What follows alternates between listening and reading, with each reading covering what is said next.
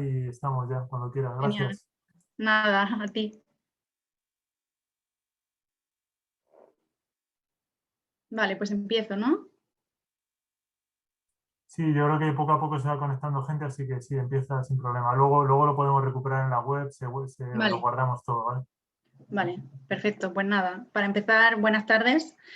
Soy Mónica Martínez, médico especialista en medicina interna del Hospital General Universitario Reina Sofía de Murcia y miembro del grupo de investigación liderado por el doctor Enrique Bernal Morel de este mismo hospital, que tiene varias líneas de investigación y entre ellas una se centra en el riesgo cardiovascular en los pacientes VIH.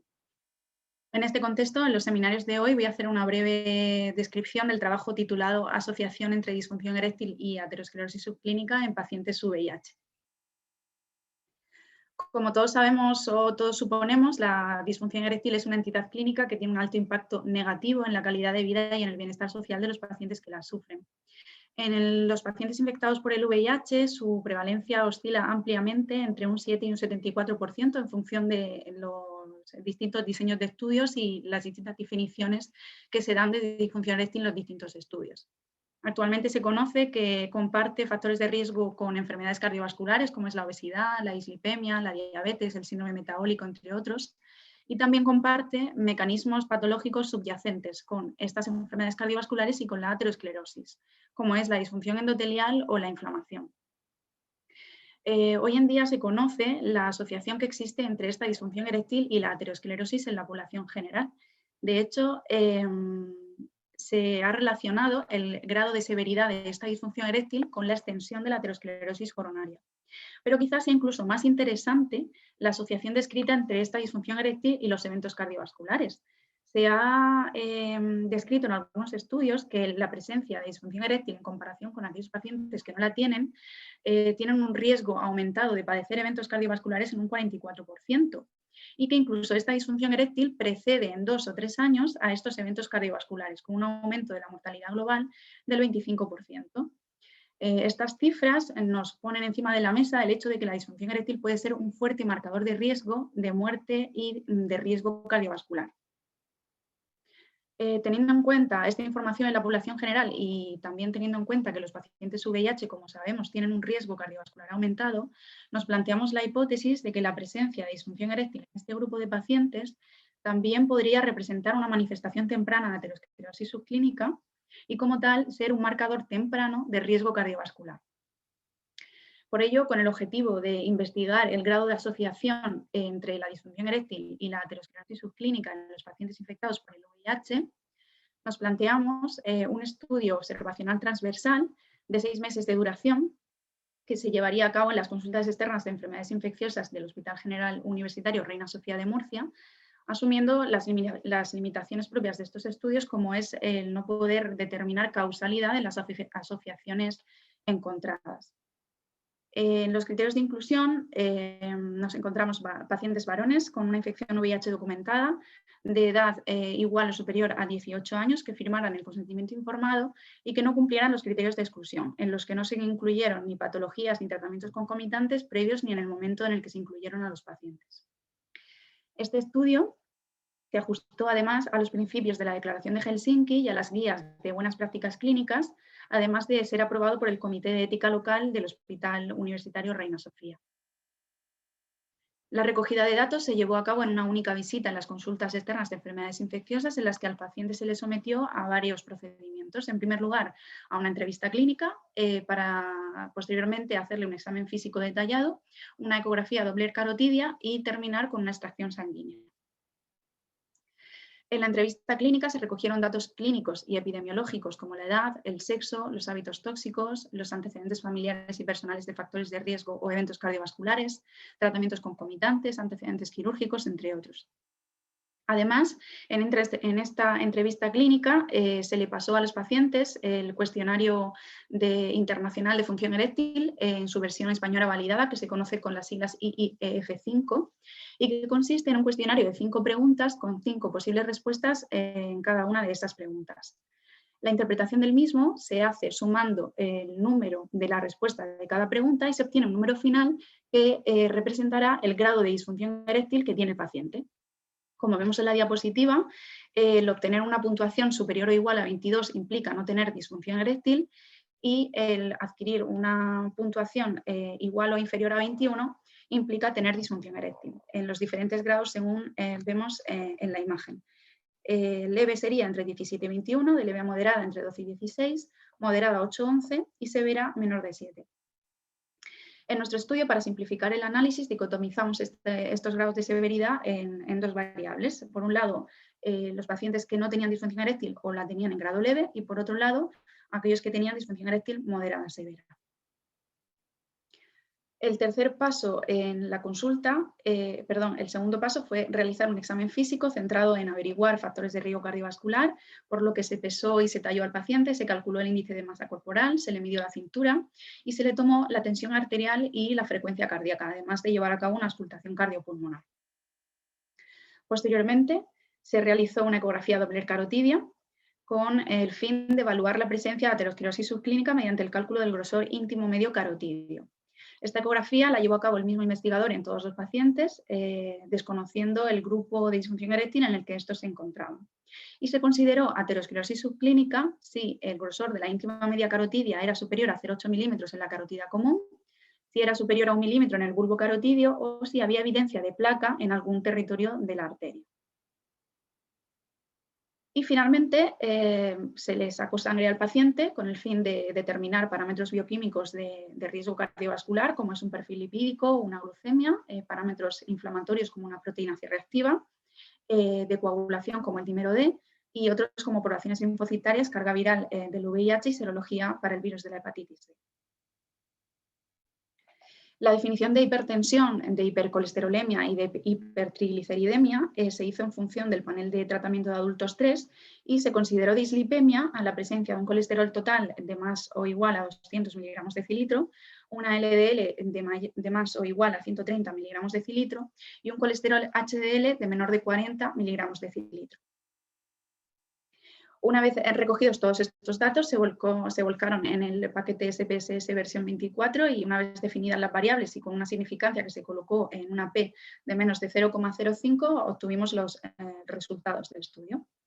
En nuestra cohorte se incluyó un total de 139 pacientes VIH, con una mediana de edad de 45 años y una mediana de linfocitos TCD4 de 728. El 73% de nuestros pacientes tenían una carga viral del VIH menor de 50 copias y el 95% estaban en tratamiento con antirretrovirales, siendo el fármaco más utilizado los inhibidores de la integrasa, con un tiempo medio de terapia aproximadamente de 2,21 años. Aparte de estas variables comentadas y subrayadas en negrita en la diapositiva, se recogieron otras como el mecanismo de transmisión de la infección por el VIH, el país de origen del paciente, la presencia de anticuerpos contra el virus de la hepatitis C, que en nuestra cohorte fue de 23,4%, y otra serie de variables en relación con los linfocitos T.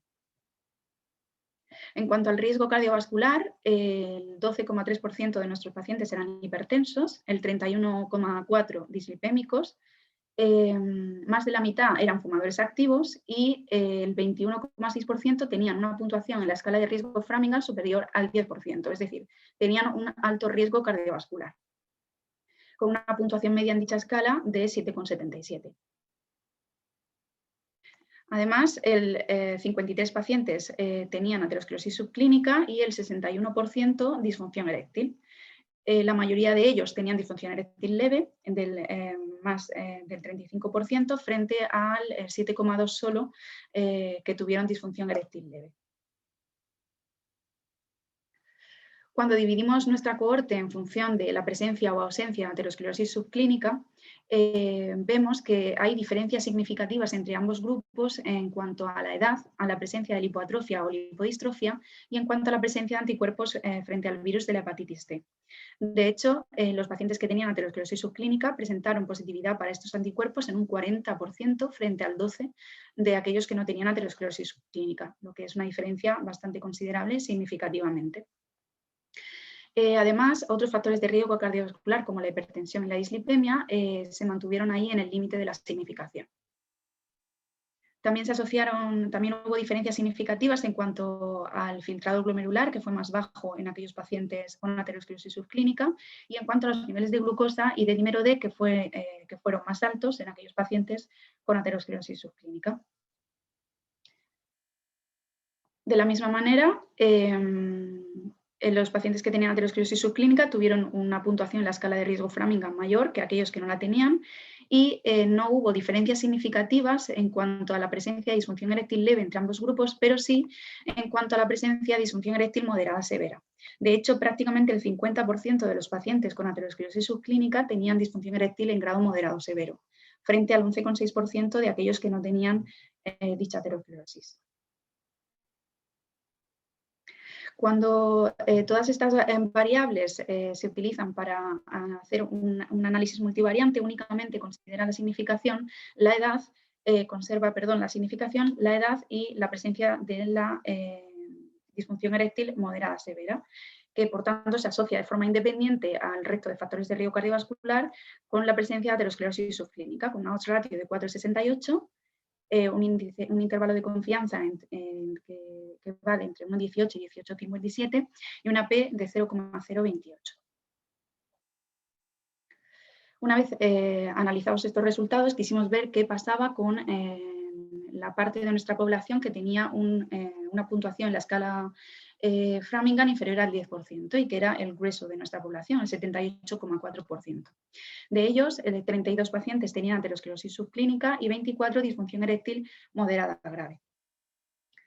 De entre las variables asociadas a la aterosclerosis subclínica en el análisis multivariante ajustado a los factores de riesgo cardiovascular, en el que se incluyó la edad, el tabaquismo, la hipertensión, la dislipemia y la presencia de anticuerpos frente al virus de la hepatitis C, conservaron la significación estadística la edad, la hipertensión y, de nuevo, la presencia de una disfunción eréctil moderada severa, con una odds ratio de 3,87 y una P de 0,031.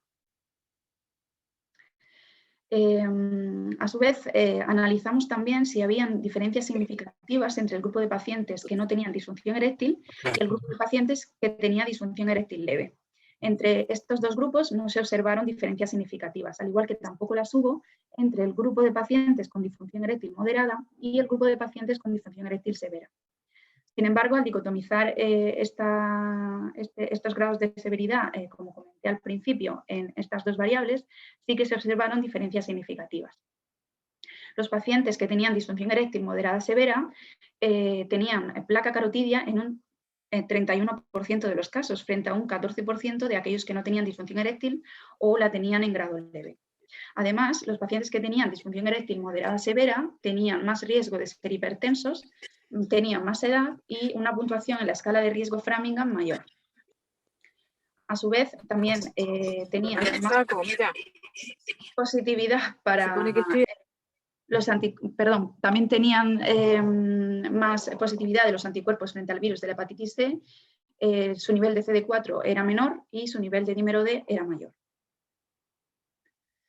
En la diapositiva, en la figura 1, podemos ver los pacientes de nuestra cohorte distribuidos por severidad de la disfunción eréctil y de la aterosclerosis subclínica, y como se observa, a mayor severidad de la disfunción eréctil, mayor aterosclerosis subclínica. En el análisis multivariante, para valorar qué variables se asocian de manera independiente a la disfunción eréctil, nos encontramos que la edad se asocia de manera significativa e independiente y que la presencia de anticuerpos frente al virus de la hepatitis C también se asocia de manera independiente a la presencia de disfunción eréctil. No encontramos respecto a esto relación ninguna entre el grado de fibrosis, genotipo y si habían o no recibido tratamiento frente al virus de la hepatitis C. Y por último, quería que vierais esta imagen en la que se ven los pacientes distribuidos por edad, por aterosclerosis subclínica representada en color naranja y por los diferentes grados de disfunción eréctil representados en azul. Como podemos ver, a más edad la tendencia natural es a tener más aterosclerosis subclínica y mayor severidad de la disfunción eréctil, pero si observamos en pacientes jóvenes entre 30 y 40 años, hay casi un 10% de disfunción eréctil moderada severa, lo que es considerable, y esto pues, va aumentando con la edad.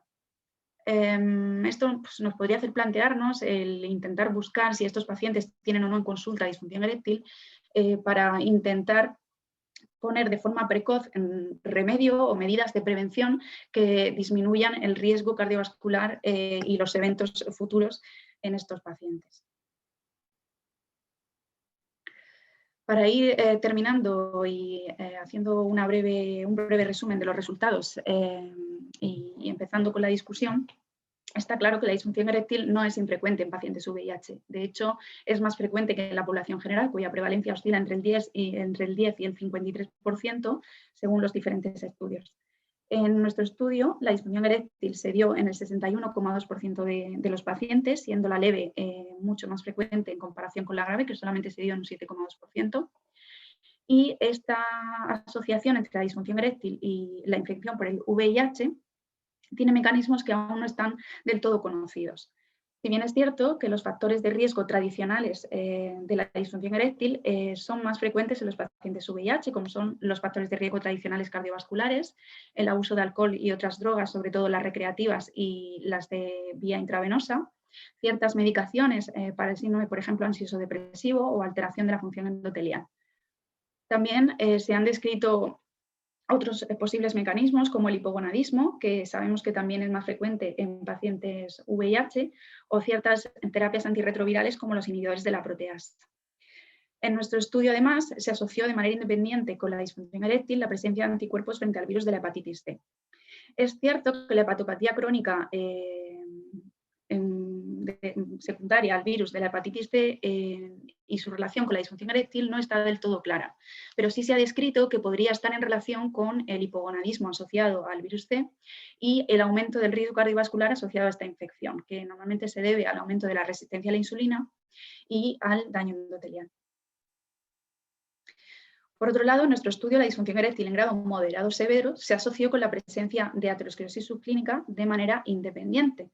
El por qué pasa esto probablemente se deba a lo que se comentó al principio de que comparten ambos mecanismos patogénicos comunes, como la disfunción endotelial. También comparten factores de riesgo cardiovascular clásicos que al final derivan en un aumento de esta disfunción endotelial. Y en nuestro caso, en nuestro estudio, el factor que con mayor importancia se relacionó con ambos procesos fue la edad. Además, también en nuestro estudio los factores de riesgo cardiovasculares se asociaron a la presencia de aterosclerosis subclínica. Los pacientes que tenían aterosclerosis subclínica eran más hipertensos y más dislipémicos, aunque es verdad que la significación estaba ahí en el límite, tenían una mayor puntuación en la escala de riesgo Framingham, eran más dañosos, tenían mayores niveles de glucosa, aunque sí es cierto que no mantuvieron la significación en el análisis multivariante, a diferencia de otros estudios que sí que se relacionan en la población general y en el VIH. Estos factores de riesgo también se asociaron a la presencia de disfunción eréctil. Si recordamos, la disfunción eréctil moderada severa se asociaba a más hipertensión, a mayor edad, a mayor puntuación en la escala de riesgo Framingham, al igual que también se asoció al tener un dímero D más alto y niveles de linfocitos TCD4 más bajos. Independientemente de estos factores de riesgo cardiovascular, la disfunción eréctil en grado moderado severo se asoció de manera independiente a estos factores a la presencia de aterosclerosis subclínica, lo que nos hace plantearnos que quizá también haya otros mecanismos subyacentes que favorecen esta relación y que apoya la hipótesis del hipogonadismo, que se sabe que se ha asociado con mayor diabetes, mayor síndrome metabólico y mayores eventos cardiovasculares, además de mayor disfunción eréctil, y también podría estar relacionado la inflamación persistente que es característica en los pacientes VIH, a pesar del buen control de la replicación viral con la terapia antirretroviral. Al final, todos estos mecanismos afectan la función endotelial y esto favorece tanto la disfunción eréctil como la aterosclerosis. La activación inmune asociada al VIH, como todos sabemos, se caracteriza por un aumento de los mediadores proinflamatorios, un aumento de las células T reguladoras disfuncionales y un aumento del patrón de fenotipos senescentes de células T similares a los observados en la vejez. Todos estos cambios predisponen a las personas infectadas por el VIH a la aterosclerosis, a las enfermedades cardiovasculares y a la disfunción eréctil. Por tanto, y como conclusiones del estudio, decir que la disfunción eréctil es común en pacientes infectados por el VIH, que en la disfunción eréctil en grado moderado o severo se asocia de manera significativa con la aterosclerosis subclínica independientemente de los factores de riesgo cardiovascular y de la edad, y que la presencia de disfunción eréctil en pacientes VIH debería alertarnos para adoptar medidas de prevención de eventos cardiovasculares como estilos de vida, control de factores de riesgo y uso de tratamientos menos aterogénicos. Para despedirme, quería mostrar esta foto de la sección de enfermedades infecciosas del Hospital General Universitario Reina Sofía, que poco a poco va creciendo tanto desde el punto de vista clínico como desde la investigación y que, bueno, pues que seguiremos esforzándonos día a día para intentar conseguir resultados e información que sean de utilidad para la comunidad científica. Muchísimas gracias por vuestra atención y gracias por invitarme a dar este seminario hoy. Espero que os sirva y que os haya gustado. Muchas gracias, Mónica. Nada, dejamos, si quieres, un minutito o dos, si alguien quiere hacer alguna pregunta. Vale, Os sin recuerdo que problema. podéis activar el micro cada uno desde su equipo. Y nada, gracias por la presentación.